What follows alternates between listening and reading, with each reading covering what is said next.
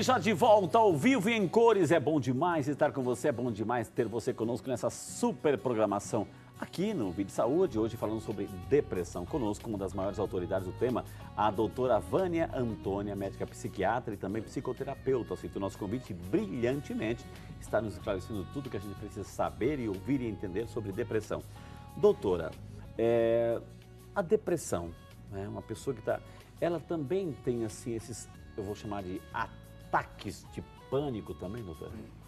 Então, às vezes você pode ter algumas depressões que cursam com ataques de ansiedade. Aí você já teria uma comorbidade, né?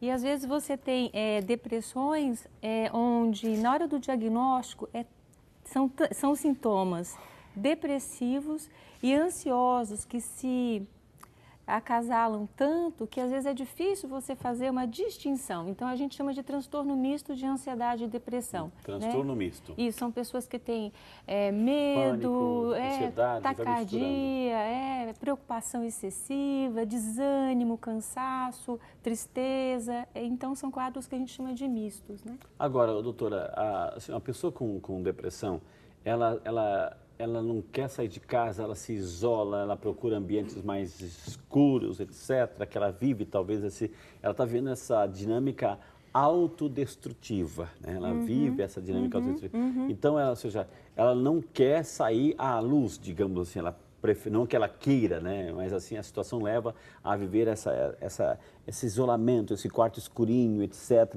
no seu mundinho, assim.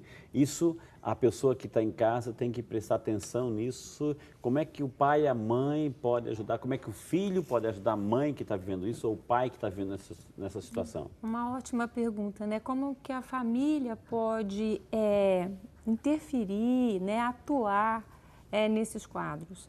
Né, eu acho que sempre de um jeito muito empático, muito acolhedor, né, tentando se aproximar sem críticas, né, assim, eu digo, respeitando o limite daquela pessoa, reconhecendo a dificuldade. Às vezes vai precisar primeiro da ação de um medicamento para que a pessoa comece a responder. Aí que entra o psiquiatra. O psiquiatra. Aí precisa procurar o psiquiatra, né, nesses casos, onde o adolescente, ou o idoso, onde o adulto jovem muda o padrão de comportamento, né? Aquela pessoa que tinha uma relação social normal, ou até aquela que era um pouquinho retraída, mas ligava para o colega, falava no WhatsApp, conseguia ir para a escola. Eu recentemente tive a oportunidade de atender. Não atendo adolescente e criança, atendo mais adulto jovem, daí para frente. Mas eu tive a oportunidade de atender 2 adolescentes que uma das questões foi assim, a dificuldade de ir para a escola, né? Então aí você inicia o tratamento para ver se aquela pessoa volta de novo a ter suas funções, volta a querer sair do quarto escuro, né? Então é isso. Ô, doutora, e a senhora falou muito bem, assim, porque existem situações em que os adolescentes, muitos pais podem interpretar, não, é porque está fazendo média, está isso e aquilo, mas de repente tem essas crises, né, de medo, até de pânico. O tema de hoje não é síndrome de pânico, nem transtorno de ansiedade, enfim, mas é depressão, ou seja, mas tem esses medos abruptos que vêm, assim, de supetão, e a pessoa ali fica apavorada, ou seja, já é um quadro que a pessoa pode... Está vivendo, assim, doutor, já um início de uma depressão? Pode sim. Pode, ou vai evoluir para um quadro de uma ansiedade franca, né? Com crises de ansiedade, com taquicardia, coração acelerado, né? Batedeira, como se chama, né? Popularmente. Medo de tudo, medo de ficar sozinha. A pessoa entra em desespero? Muito. Ou seja, a pessoa, por exemplo, assim, a pessoa tem medo de tudo, medo de morrer, medo de qualquer coisa. Aí começa a doer um pouquinho o coração. Você não é que do coração, mas o peito tem aquela dorzinha, a pessoa não sabe, poxa, e aí, será que eu vou ter um ataque agora, um infarto agora? E entra no desespero, numa cadeia assim de... acontece isso? Isso é só um momento ou também faz parte dessas fileiras características da depressão? Então, isso pode ser só um momento, não costuma ser, assim, aqueles casos de depressão mais pura, isso não está totalmente presente, mas pode estar. Às vezes você pode ter uma pessoa que começa com um quadro assim, né? Começa a ficar preocupado com a saúde, começa a ter dor no peito, começa a sentir o coração acelerado e fica isolado, não consegue ficar sozinho. Mas fica não matutando aqui, doutora. Fica. Esse é o problema, que não é questão de sentir. Às vezes a dor seja muscular, às vezes seja momentânea, gases produzem isso aqui, e às vezes pode ser o coração, claro, a gente não pode negligenciar. O assunto hoje aqui não é infarto ou outras coisas, mas assim, a pessoa fica encucando, será? E a coisa está aqui. Né? Fica aqui, fica presa na minha mente. Sim, né? sim. E dependendo da forma como essa pessoa vai lidando com isso em algum momento, você pode sim, às vezes pegar esse paciente já num momento muito isolado, né, num quadro que parece mesmo um quadro depressivo. É aquela pessoa que já deixou o trabalho, que a família às vezes já teve dificuldade de relacionamento dentro da família, porque às vezes para o familiar é muito difícil entender, né? Porque a família, ou seja, a pessoa que fica lá em casa, deitado o dia inteiro, não quer sair, ou seja, vem um mês, no final do mês as contas tem que pagar, o pão para dentro de casa, enfim. Então existe essa cobrança, né? Essa cobrança. E muitas vezes assim, a pessoa cobra, o outro também fica triste ou se revolta ou fica irritado por causa dessa cobrança. E aí vem talvez esses pensamentos de autodestruição. Isso. É por isso que o problema psiquiátrico é um problema que leva a muito sofrimento, porque sofre o paciente e a família junto. Claro. Né? Ela desestrutura a família, vai desorganizando economicamente, né? Emocionalmente. Né? Agora, doutora Vânia, assim como a doença, o quadro, né? o período, né? Ele aparece por si só, quer dizer, que não por si só, mas tem todo um veículo que está trazendo aí, enfim. Ele pode desaparecer também por conta, não?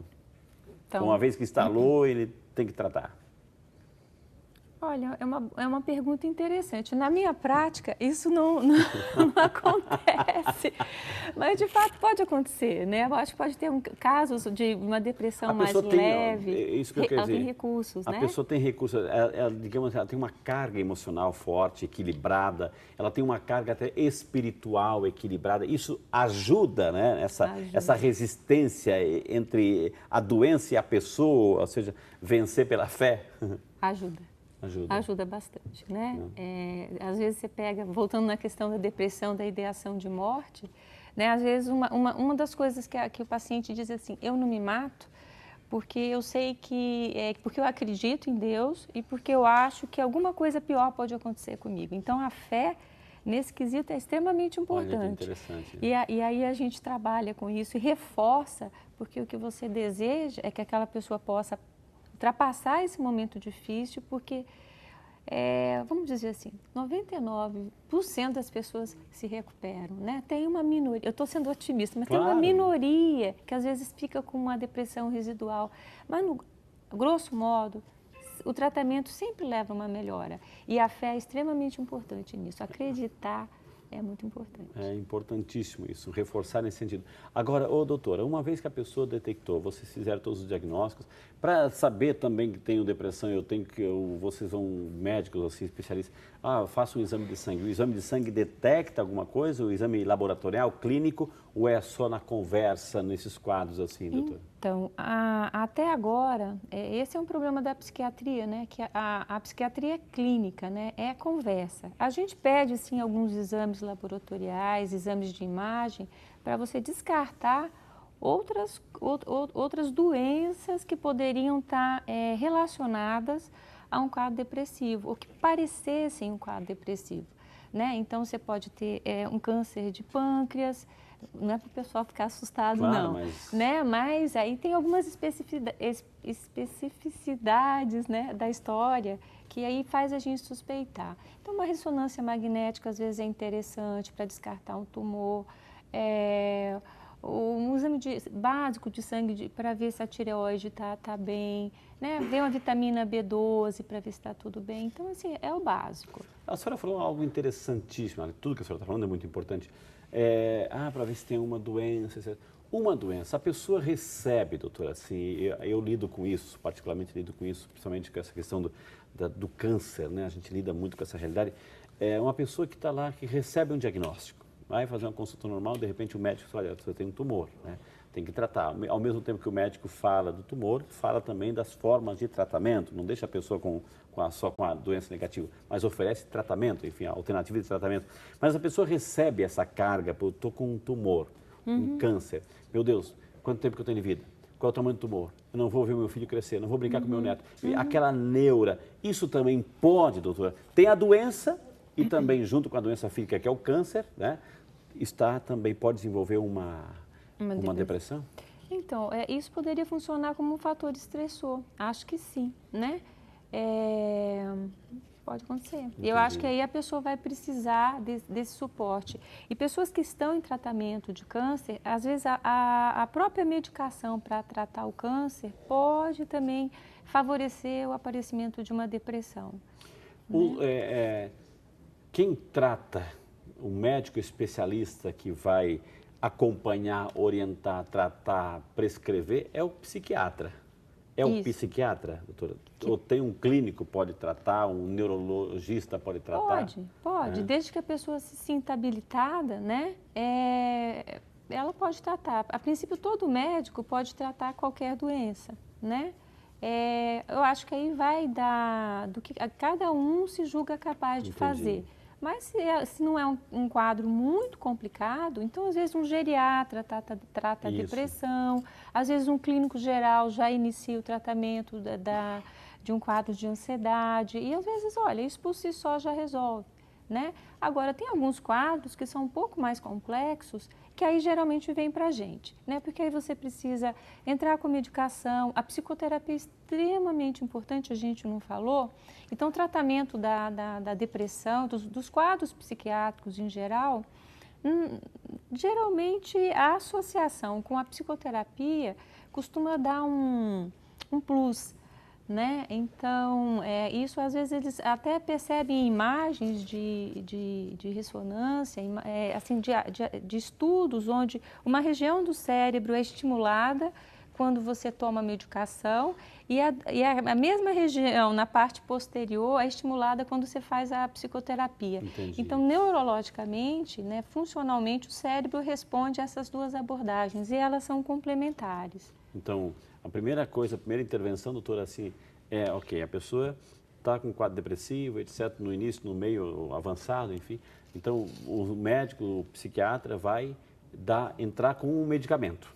Esse medicamento vai fazer o quê? Vai despertar, vai tirar aquelas ansiedades, vai relaxar um pouco mais, vai tirar aquele medo, aquela paura que aquela pessoa tem, doutora? Isso. Então, a questão da medicação, a gente costuma usar a partir de um quadro moderado para grave. Existem alguns quadros que são um pouco mais leves, né? É uma depressão que está ali, a pessoa está meio sem energia, mas ela consegue trabalhar, ela não tem muito prejuízo ainda nos vínculos, né? Nos vínculos pessoais, dentro da família, né? Tem um conflito importante acontecendo ou no trabalho. Você vê que a pessoa ainda está, ela não está gravemente ela tem tomada. Um controle ainda, tem um domínio. Isso. Aí, então, nesses casos mais leves não quer dizer menos sofrimento. Entendi. Todo mundo que está com depressão está sofrendo. Sabe, claro. Né? Mas os quadros mais leves, às vezes, com a psicoterapia, você já consegue abordar e já tem uma resposta boa.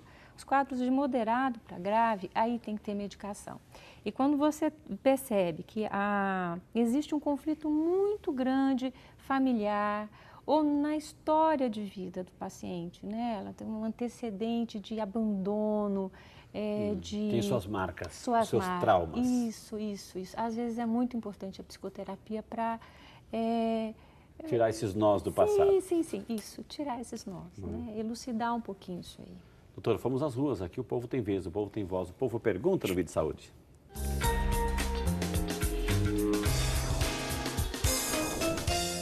Meu neto tem 30 anos e ele tem depressão, tem cura? Doutora, uma pessoa que tem 30, bom, né? Se ele tem depressão, se ele está se tratando, talvez a medicina hoje fala assim de cura, né? É relativo isso, a gente tem que entender que é relativo. Mas existe tratamento, existe qualidade de vida, existe controle. Doutora. Com certeza, existe sim. É que falar em cura em psiquiatria é tão difícil, porque como é a doença, transtorno psiquiátrico, né? A gente fala transtorno, eu falei doença, mas doença não é bem a terminologia. Doença é quando você sabe exatamente a causa. Transtorno é quando a gente não sabe direito ainda a causa. Então, na psiquiatria, a gente ainda não sabe exatamente... São multifatoriais. Ela pode entrar por vários viés, né, doutora? Vários, né? Então, assim, é muito difícil falar em cura. Agora, tem sim condições de ficar bastante tempo sem a doença, de ter uma qualidade de vida boa, né? De casar, ter filho, né? De trabalhar... de ter uma vida normal. Ser feliz, né? Ser feliz. Ser feliz. Com certeza. Com acompanhamento, com Sim, medicamento quando necessário. Exatamente. Algumas pessoas você já diz, olha, vai ter que tomar a vida toda. A gente tem que tomar água a vida inteira, tem que comer arroz com feijão a vida inteira, quem é diabético tem que tomar remédio a vida inteira, enfim, quem tem problema de pressão tem que tomar a vida inteira e daí, né? Ou seja, né? Essa questão também para esse caso. De fato. Algumas pessoas até que você às vezes consegue. Poxa, a vida inteira, e daí tem que tomar. Tem alguns casos que você precisa bater o martelo, infelizmente, que é uma pergunta que muito paciente faz, eu tenho que tomar remédio a vida inteira? Eu falo, olha, para você eu não sei precisar, vamos fazer uma estimativa de 2 anos de tratamento? Cria dependência esse remédio? Não. Não, né? Não. O que a gente tem com algumas medicações, por exemplo, a venlafaxina, é uma medicação ótima para depressão. O que você tem é uma dificuldade na hora da retirada. Ela citou o nome, mas com prescrição médica. Nada de automedicação, jamais, viu, gente? Posso citar o nome? Pode, né? por favor. Então, é uma medicação que na hora que a gente vai retirar, tem que tirar com muito cuidado, porque as pessoas sentem muito a diminuição da dosagem. Mas não quer dizer que dê dependência. A dependência significa você ter que tomar, para ter o efeito da medicação, tomar doses cada vez mais altas, né? O antidepressivo não. Você toma aquela X dose e aí controla os sintomas, né? Gente, quantas informações aqui no Vídeo de Saúde. Vou chamar um intervalo na sequência, temos muito mais informações. Eu quero ler aí a sua pergunta, o seu questionamento aqui para a doutora Wanda. Tudo isso e muito mais no próximo bloco do Vídeo de Saúde, que é seu e volta já só para você.